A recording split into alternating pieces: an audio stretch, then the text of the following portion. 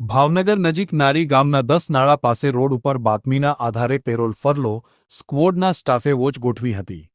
તે દરમિયાન પસાર થઈ રહેલ એક બોલેરો પિકઅપ વાહનને અટકાવી તપાસ કરતા શાકભાજીની આડમાં છુપાવવામાં આવેલ ઇંગ્લિશ દારૂની બોટલો તથા બિયરના ટીન મળી આવ્યા હતા.